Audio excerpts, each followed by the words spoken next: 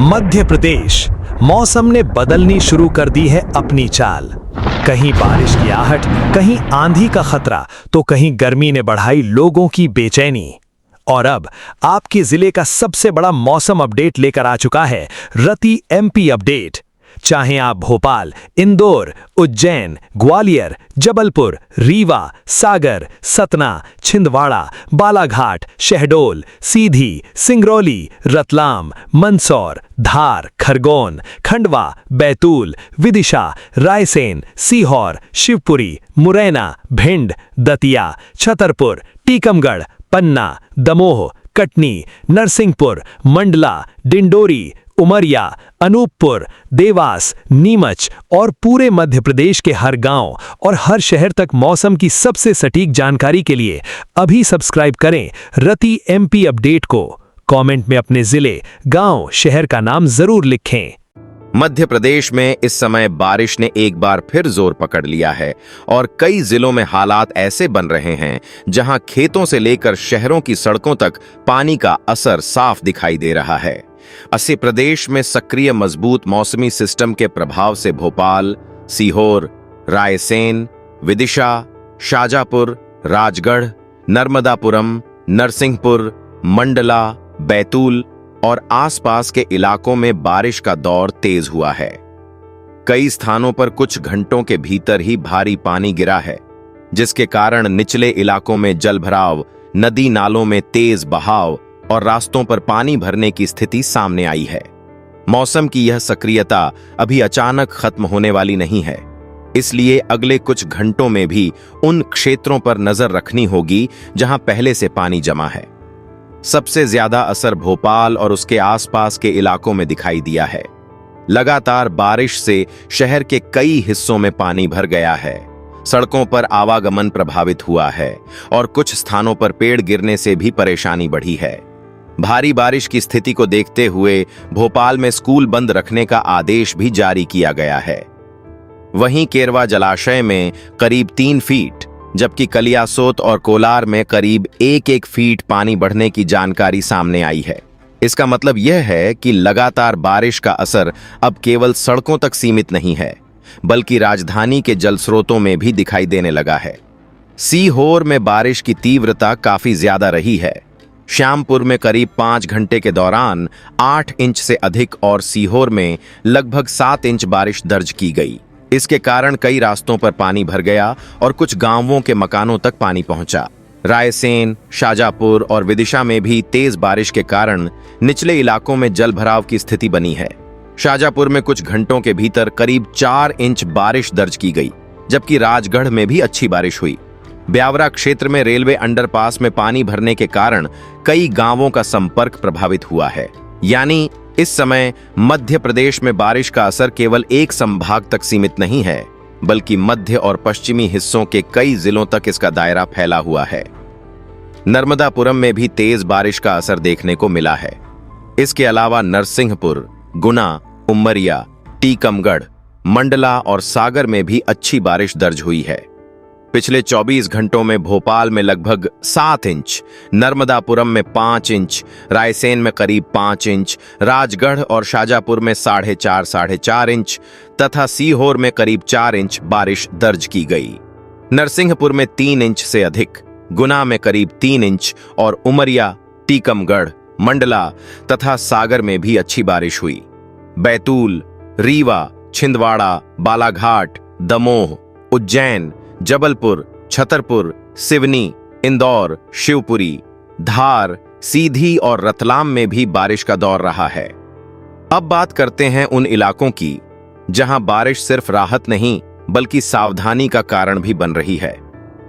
मंडला में लगातार बारिश के बाद नर्मदा का जलस्तर पहले बढ़ा था और निचले क्षेत्रों में पानी पहुंचने की स्थिति बनी थी।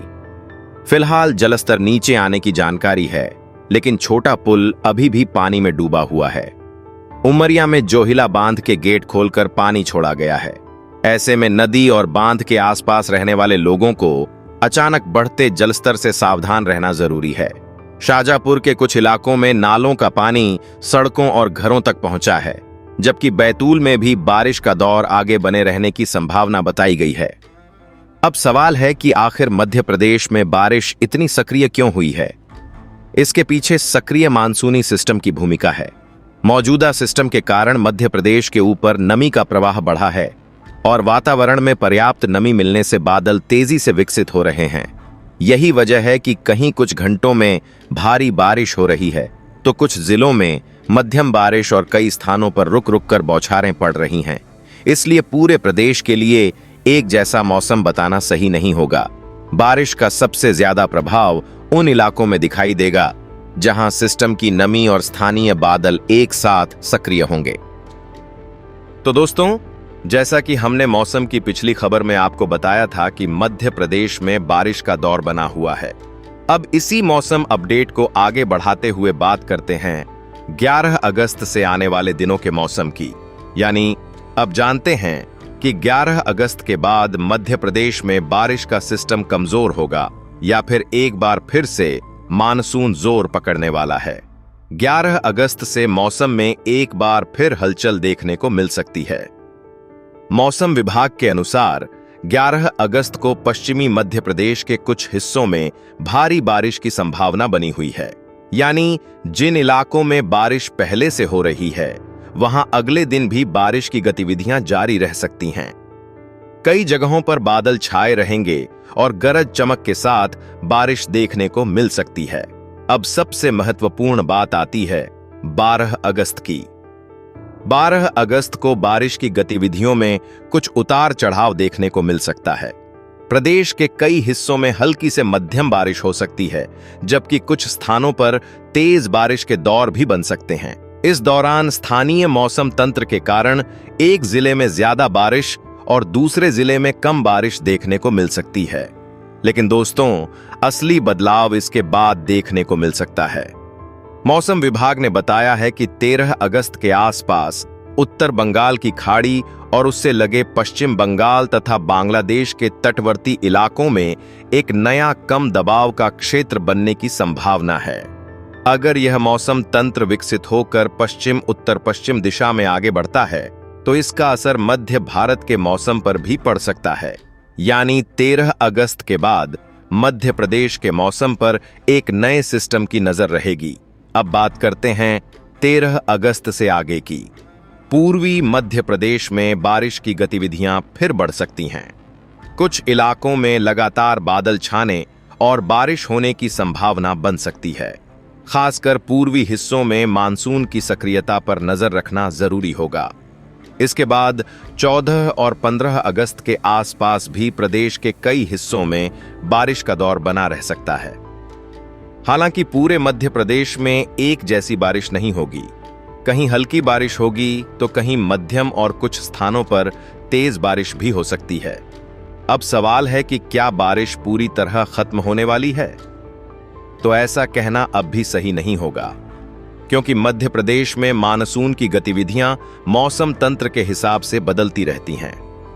एक सिस्टम कमजोर होता है तो दूसरा सिस्टम बन सकता है, और इस समय बंगाल की खाड़ी में बनने वाले नए सिस्टम पर मौसम विभाग की नजर बनी हुई है। किसानों के लिए यह अपडेट काफी महत्वपूर्ण है। जिन किसानों के खेतों में पहले से पानी भरा हुआ है उन्हें जल निकासी की व्यवस्था पर ध्यान देना चाहिए। वहीं खाद, दवा या किसी भी प्रकार के छिड़काव का काम बारिश की स्थिति देखकर ही करना बेहतर रहेगा। और अगर आपके इलाके में तेज गरज चमक हो रही है तो खुले खेत में काम करने से बचें और बिजली गिरने के दौरान पेड़ के नीचे बिल्कुल खड़े न हों। तो दोस्तों, कुल मिलाकर 11 अगस्त से 15 अगस्त तक मध्य प्रदेश के मौसम में बारिश का सिलसिला बना रहने की संभावना है, लेकिन बारिश की तीव्रता अलग अलग जिलों में अलग रह सकती है। 11 अगस्त को पश्चिमी मध्य प्रदेश में भारी बारिश की संभावना, उसके बाद मौसम में उतार चढ़ाव और 13 अगस्त के आसपास बनने वाला नया मौसम तंत्र आने वाले दिनों के लिए महत्वपूर्ण रहने वाला है। अब देखना यह होगा कि बंगाल की खाड़ी में बनने वाला नया सिस्टम किस दिशा में आगे बढ़ता है और इसका मध्य प्रदेश पर कितना असर पड़ता है। तो दोस्तों, मध्य प्रदेश के मौसम की अगली बड़ी अपडेट के लिए पार्ट 3 जरूर देखिए। क्योंकि इसमें हम बताएंगे कि नए सिस्टम के बनने के बाद मध्य प्रदेश के किन इलाकों में बारिश बढ़ सकती है और मानसून आगे कितना सक्रिय रह सकता है। तब तक के लिए जुड़े रहिए और मौसम से जुड़ी सही और जरूरी जानकारी के लिए अपडेट देखते रहिए।